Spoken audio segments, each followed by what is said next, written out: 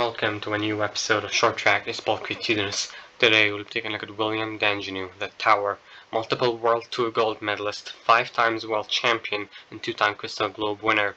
Has to be said that this skater has dominated the sport for the past 2 seasons, though he couldn't quite cap off the Olympic success that he was hoping for in Milano Cortina in 2026. So he'll be on a kind of a journey, kind of regain his motivation and drive for the new season, new quad. So yeah, we'll take all that stuff that he does so well right here.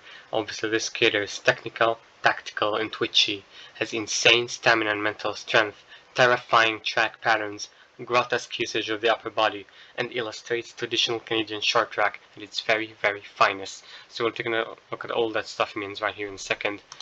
Here in the men's 1500 meter in Gdansk final world tour.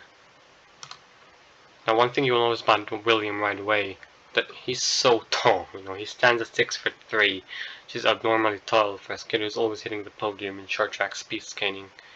So yeah, let's see his race here. Now you see everyone kind of conserving energy, but William wants the front. That's the position he feels most comfortable at.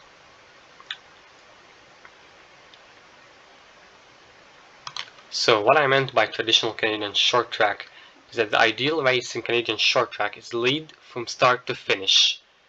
Now, this is not just that simple, it's fueled by tactics, fueled by mental strength and persistence, and it's fueled by the belief that it's gold or nothing. In short track speed skating nowadays, the field is so deep, getting second place is really just as disappointing as finishing with a penalty or a yellow card. You really want that victory, and these Canadians always illustrate that so well, traditionally and historically, and even still to nowadays. So yeah, let's continue here. Now William's body build kind of allows him to illustrate all that stuff that I've been saying here. Looks over his shoulder, he's very alert, very aware of what's going on behind him. Play this in a bit slow-mo.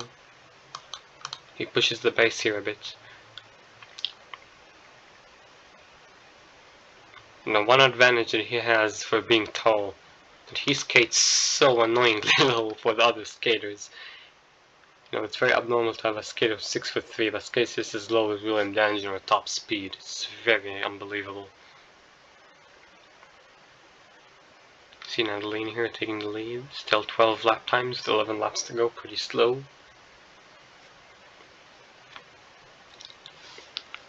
Now he's in position number 2 here.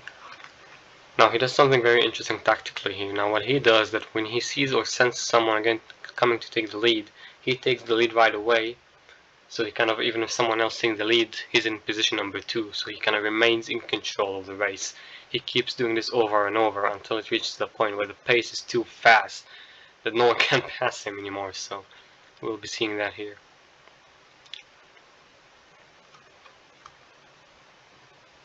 He's looking over his shoulder, no one making a move.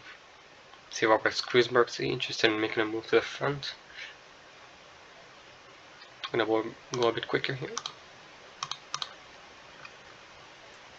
See now, as I've said, he senses that Kruisberg is coming, so now he goes to the front, and after Kruisberg takes the lead, now he's in position number 2. So he keeps doing that, kind of staying in control of the race.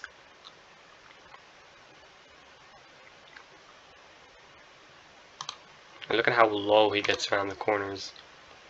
And I've said now, sensing Seagull makes the move, now he goes to the front, and now he's still in control, looks over his shoulder.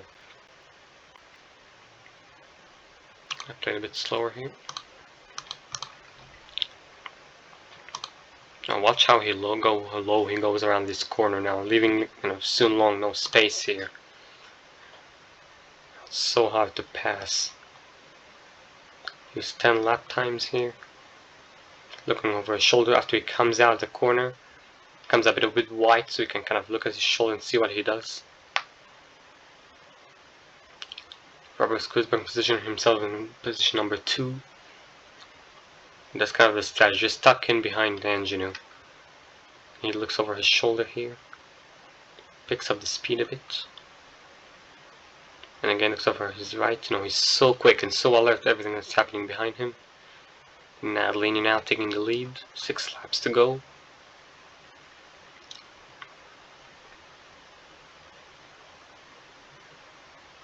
His ability to kind of constantly kind of scanning and analyzing the race, is so impressive. It's something that takes years and years of refinement to be able to kind of have this sense for the race when you can scan and analyze it very accurately.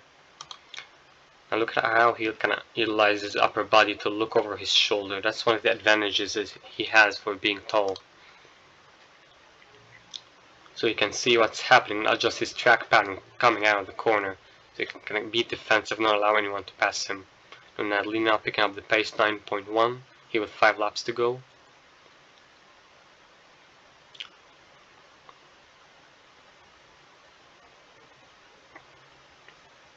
Now once again, now you see here on the outside, he makes another move at 42.4 kilometers per hour.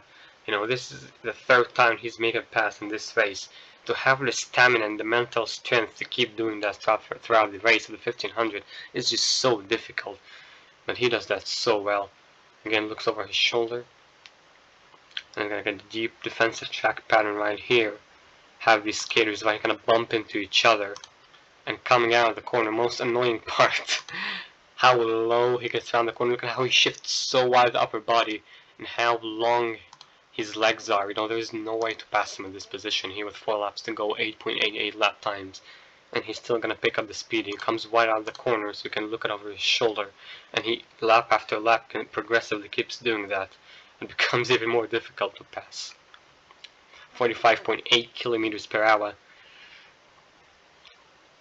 These guys are trying. I swear they're trying. But he's just that difficult to pass at top speed.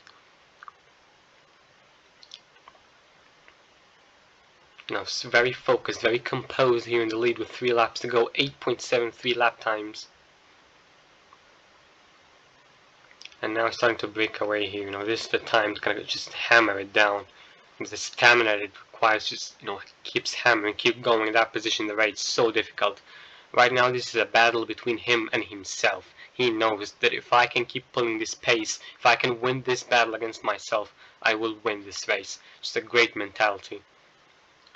And he knows that this race is over. It's unbelievable. 2 laps to go, 8.64 lap times. He's getting faster here. This is not easy to do in a 1500 meter. I really can tell you. Again, looks over his shoulder, sees a bit of a gap. Look at how hard, how fast he's pulling away here. This requires a lot of mental strength to be skating like this. Here, 45.1 kilometers per hour, 1 lap to go. He gets the bell. Now, something really interesting happens on this final bell. Now, he looks over his shoulder, sees Natalini carrying a lot of speed here. Now, watch this. 8.59 lap times by Natalini, and Dandjinou fatigued a bit at 8.71. Now, this means that Natalini still has the speed to make a pass on Dandjinou on the final lap. He's carrying more speed here, right? So, we're going to look at this final lap, how Dandjinou kind of utilizes his height. Now look at his corner exit. His long legs preventing the outside for Natalini, and his upper body kind of blocking the inside. So it's a really great timing coming out of the corner exit. And he looks again. Now he drives forward. I just need to hold off this guy for the final corner. So obviously you can see Natalini's carrying more speed here. Now William at this final corner. Look at this body position. This is absolutely ridiculous. There's no way for Natalie to come up the inside or the outside. There's just no way here. Even if he was carrying more speed, technically to kind of carry the speed around and make a pass, it's just so difficult. It requires way more speed than he was carrying here. There's just no way he can pass in that position. William Dandjinou wins the race. He makes it look so easy. It's an unbelievable skater. To get some of the stuff he does so well here in the replay. And look at the focus. He's so focused, so composed, unfazed by what's going on behind him.